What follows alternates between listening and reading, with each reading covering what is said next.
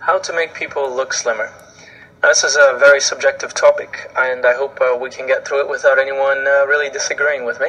So let's have a look what we have to work here. Now, this photo is, it's alright, it's pretty good, but just at least for the purposes of the exercise, let's try to make her waist thinner, both on the on right waist and left waist, and then also her right arm. And I suppose shave off a bit off of her nose and make it look a bit slimmer as well. So overall, trying to make her as slim as possible, as slim as believable, I suppose. The way we want to work on this is we want to work from the inside out. So if we're going to move her waist here, and then there's her arm here, then we'll start with the waist, then move on to the arm, and then to the other side of the waist as well. And for the final step, we'll just move her, make her nose a bit slimmer. So let's first of all bring up the layers palette, and let's duplicate the background layer, or well, just the main layer here. Duplicate it, throw it into the new paper icon, and what we're going to do now is change this to difference. All right, change the mode to difference. The reason we're doing this is I'm going to press V for the just making sure that I have the move tool selected, and I'm going to with the arrows, right and left arrow keys. We're just going to move this to the right, and we can see how much it is that we're moving.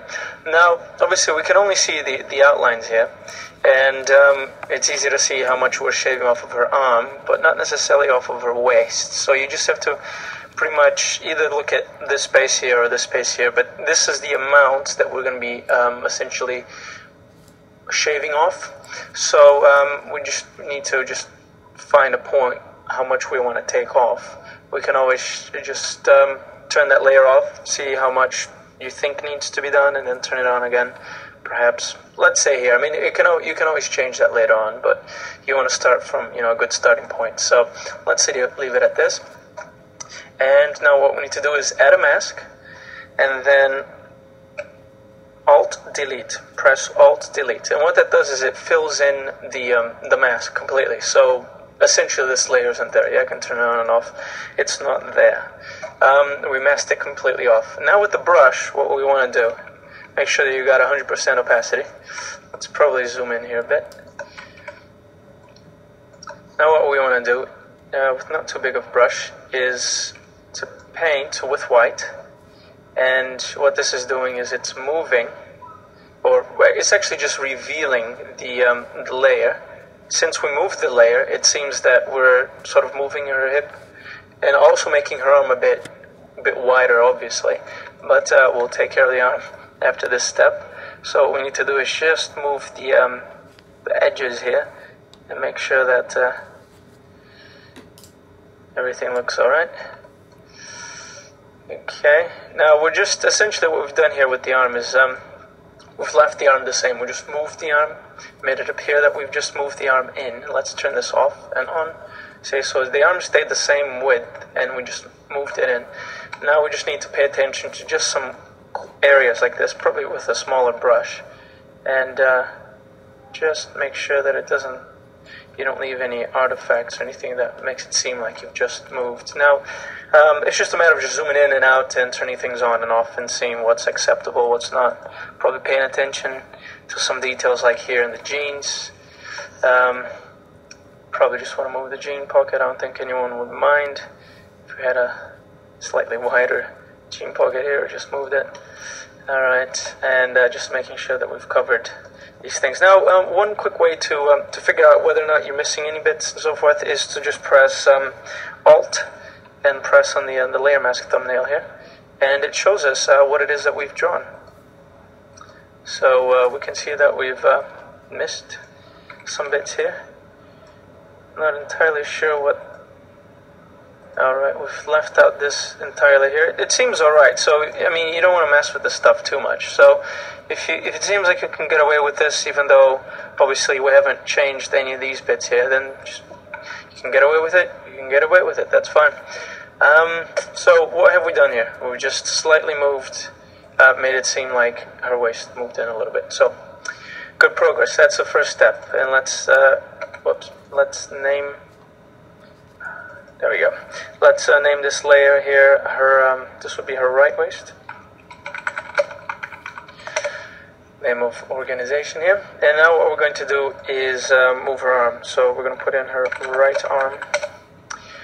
And we're going to fill in this layer mask with white, first of all, so that it shows through completely. We're going to set it at difference again. And with the V for the move tool, we're going to move, and and now we can see, because the arm is obviously on the outside, we can see how much we're shaving off of the arm. Probably that's enough, I think, to shave off of the arm. Go back to normal. So again, Alt, backspace, whoops, Alt, backspace.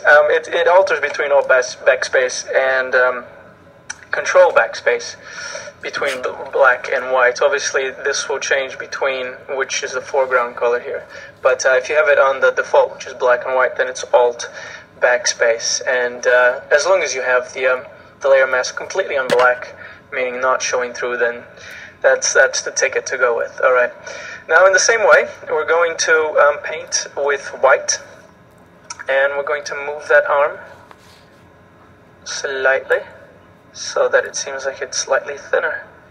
Obviously, we're getting to her hands again, so let's move her hand yet again. There we go. And that's probably enough, except for this little detail here. You probably want to just be careful with that. Okay, that seems decent enough. Again, if you want to do an Alt and click, make sure that you haven't missed anything. We've obviously missed a bit of the arm here, so, whoops, wrong color. We'll fill that in. Okay, that looks pretty decent. So what have we done so far here?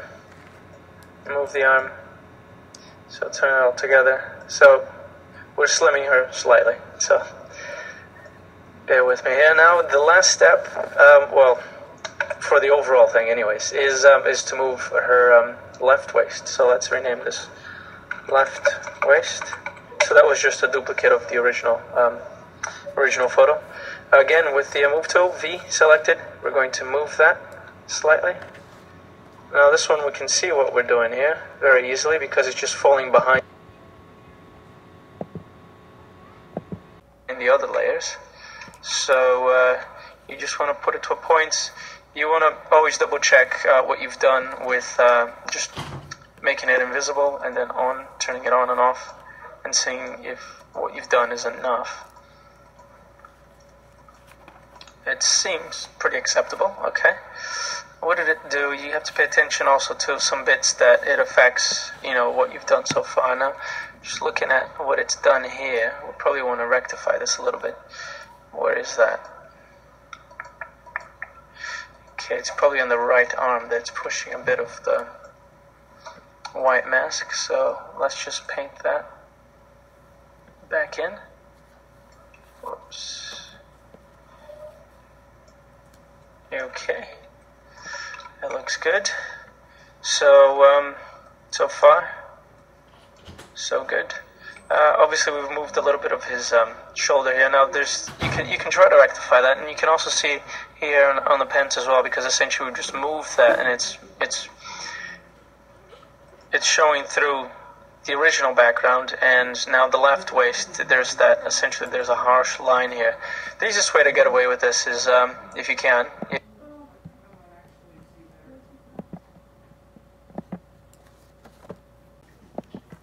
just crop it out. There we go. Okay, now obviously this is pretty good to do the just the major features, like you want to make your arms, legs, waist thinner, and so forth. If you don't do anything to do with the facial features, then you probably want to use Liquify. So what we're going to do here, since the left waist layer is the only layer that is fully showing through, and that's the one with the face. Since we've moved that, the face is also moving. This is where we're going to apply the filter here. We just go to Filter and Liquify, and what Liquify allows us to do is just to do essentially cosmetic surgery. We want to zoom in here. How much you have to zoom in depends on the resolution of the photo. Using the standard forward warp tool, we want to make sure that we have a brush size that is adequate to what we're doing here. So we're just going to do cosmetic surgery on her nose. So this is way too big of a brush, so we're using the brackets. Okay, that's a good size here. And we want to make sure that we have a low density and a low brush pressure. And we want to do this because we don't want harsh modifications. For example, if we have, let's say we have really something semi-high, and you can always test this out here. See how easy it is for you to just make changes and push things about. And you don't want it to be that easy, because anything you do, the nose will just, it'll just collapse on itself. So let's undo here. It's always good to just do a bit of testing on the outside, really, to see how much effectiveness there is. And as you can see here, you can barely notice, but if you do enough, it's doing a bit of changing. Let's undo that and redo. Okay, that's probably what we want, because we just want slight modifications. It just has to be very gradual. You can do it over and over, but just very gradual, so it doesn't seem like it's been manipulated. So what we want to do now is just click and just drag in. We just want to move in. It may not even seem like to you that you are moving anything, but trust me, you are indeed. So just keep on moving it slightly. And probably her nose here as well.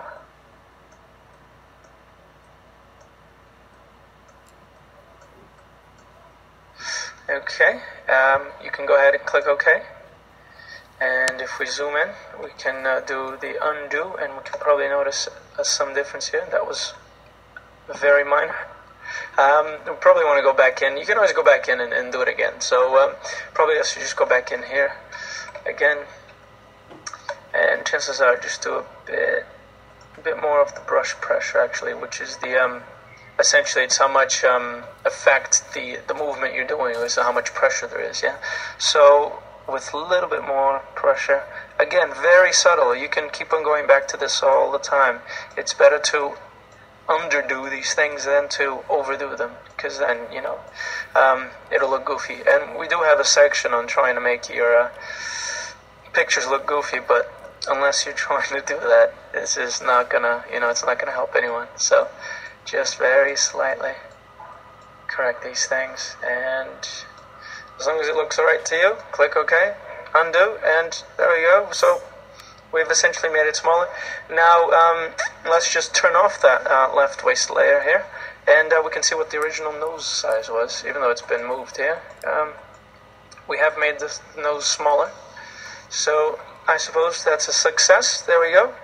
We can, if we select all these, shift select, and go to Control G, we can group all these together, turn it on and off, and you can see the results.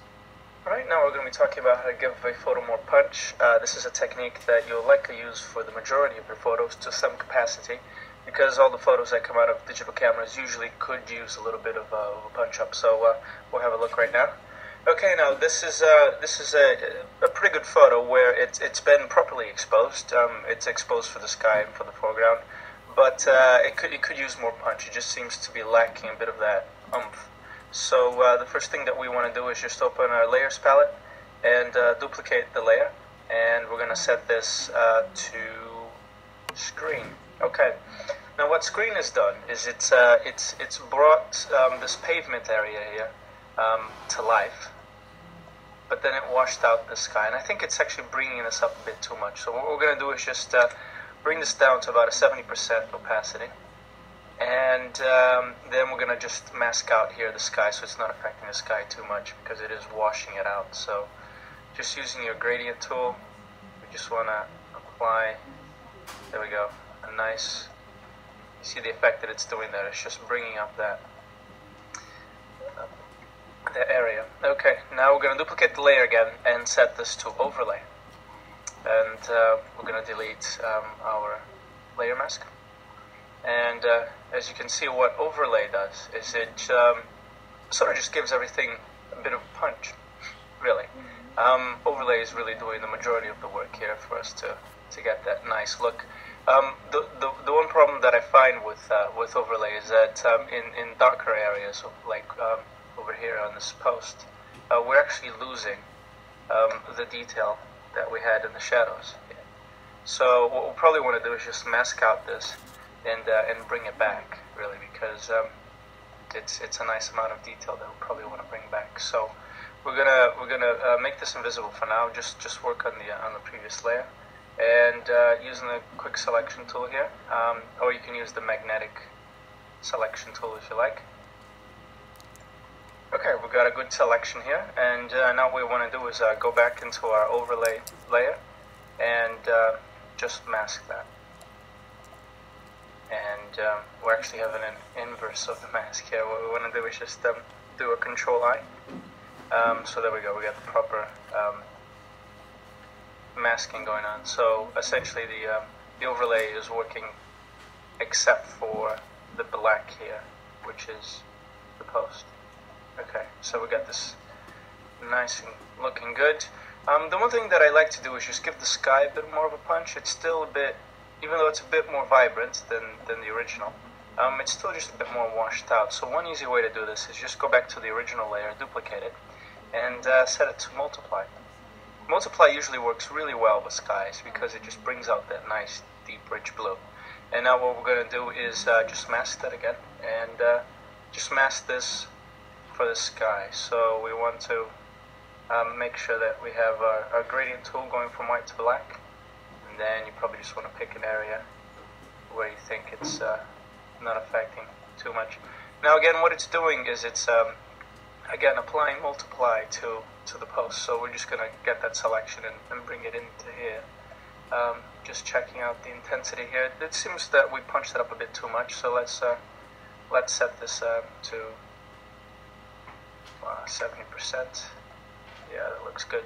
Now what we need to do is just control and click on our layer mask with the mini tower selected here, and we want to inverse the selection. So if you go to select inverse, and now just fill that in, make sure you're in black, and click Alt backspace, and that just masked out the post again. And just make sure that we're not doing anything with screen as well. We're just going to leave that post as it is, really. We want to do that again here. So we have it masked out so that there's really no effect being applied to that post here. But overall, what we've done here, and if I just group these layers, there we go, we can see that we've applied a nice punch up to the photo. Nothing has really been lost if we have a look here. But it does seem a lot more vibrant and more exciting, so that's a pretty good technique to have in hand. Okay, we're going to learn how to create a photo montage now.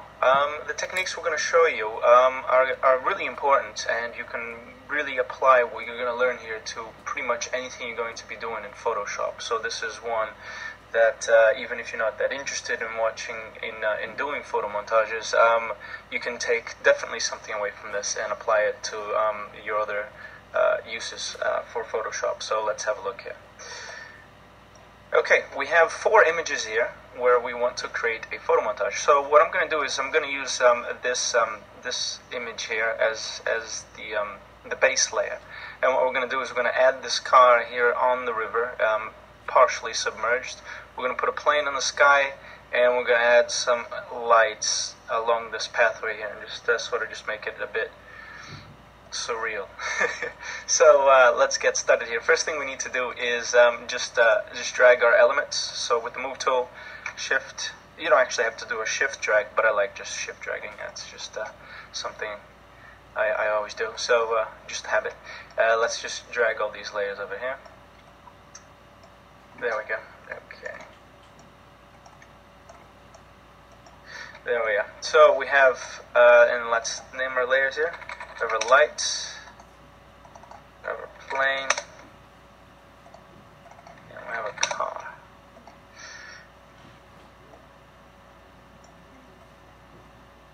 Okay, and now what we want to do is just mask things out.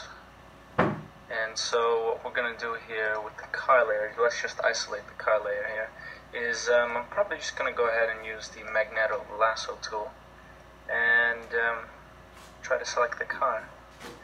Obviously we're just quickly trying to create a selection here. The best way to actually make a selection, but the most time consuming way, is using a quick mask. It's the most precise one. So what we'll do here is just going to use the lasso tool just to aid us in creating a selection, and we'll make a better selection later on.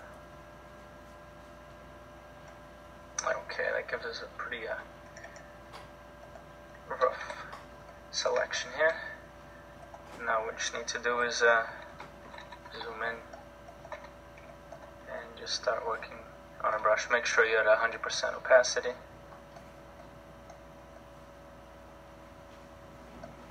And you just want to select that. The whole truck or pickup car, whatever that is. This is shadow detail, which we might or might not want to keep. So we can mess around with that later.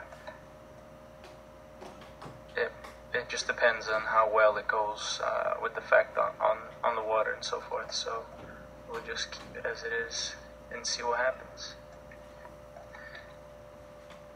Okay, that's a pretty decent selection right here. That's good. Okay, so we've got a car selected. We'll exit the quick mask, and then we'll apply the layer mask here. So we've masked out the car, and now we have this floating car here, which there are some things that we need to do here. Whoops. Move the car layer here.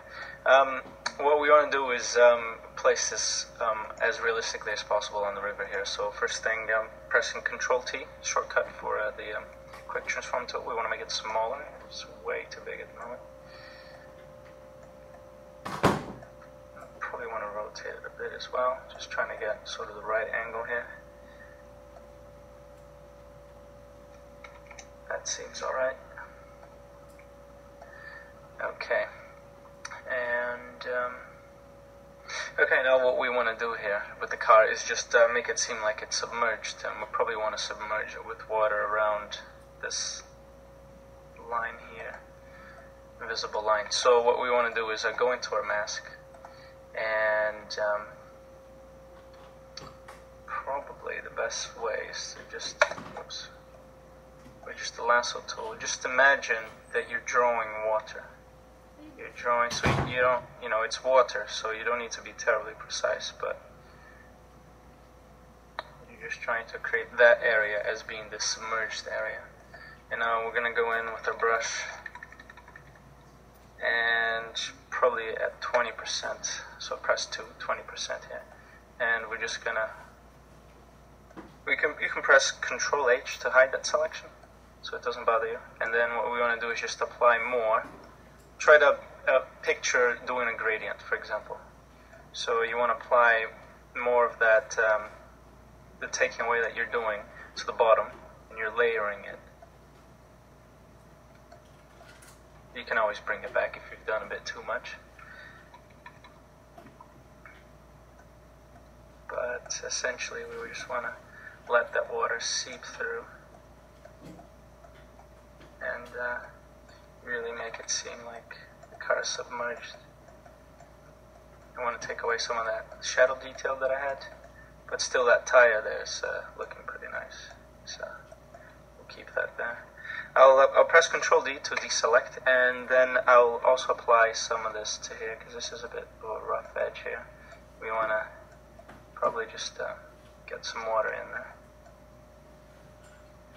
Okay, that's looking pretty submerged to me. The one thing you want to watch out for is little details like here with the mask. Go back to 100% and just correct that bit.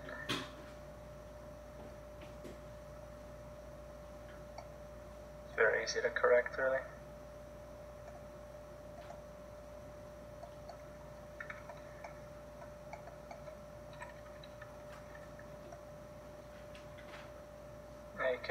You can use as much attention to detail as you like, really. You can spend all day doing this, really. One interesting thing here is that we're not doing anything, the car is just on a normal layer, but because it was already facing grass, it does already seem like like the grass is coming through, so we don't really have to do anything. If you did have to do something to the car, then you could obviously just mask this out at probably like a 20% and just keep on going over it, or maybe a 60%, and just make it seem like the contents of through the glass you're showing through, but because it's grass and grass essentially, I think that's pretty even, so we can get away with that. So we have our car now. Now we want to go into the lights. So let's just isolate the lights here. And probably the best way to actually go through this is just apply lighten. And if we just see what happens here is that when we have the lights as normal, and because this is such a dark background already, what lighten does is it only allows the lighter things to come through that are lighter than the scenery. So a lot of the darker stuff is actually being tossed out, and it's really just nicely, essentially just isolating the lights here for us, so it's doing half of the work. So what we probably want to do here now is just go to levels, and remember the darker bits are getting discarded. So what we want to do here is just move the slider here, and you can see that over here what's happening is that it's starting to just drop, doing all that work for us. Now if you pay attention, if we do too much, our lights start really dimming, so you just want to set it to a point where you want, where you like the intensity of those lights. I'd say around there, that's fine. And we just have a bit to mask out over here. So it's done half of the work for us here. We just want to line this up here. Okay. And then just add a mask. And let's mask away here.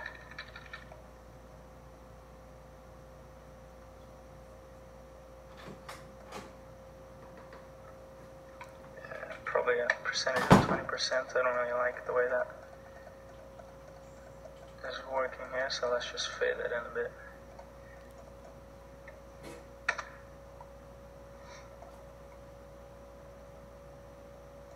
Okay, that's looking good. So we have our lights in there, and now we want to add in our plane. And with the plane, because this picture of the plane, the wing here is cut off, and we want to obviously put the plane in the sky. What you probably want to do is just, first of all, let's just rotate that, flip horizontal, so that we can apply the edge of the plane there. We want to make the plane smaller, obviously. Control T, and let's make it smaller. And just use your best judgment here. A very low flying plane, perhaps. Yeah, let's go with that. Now this is sky on sky, so this should be pretty easy to mask out. What you want to do here is just isolate everything, and make sure you're on the plane layer, and then again with color selection, color range.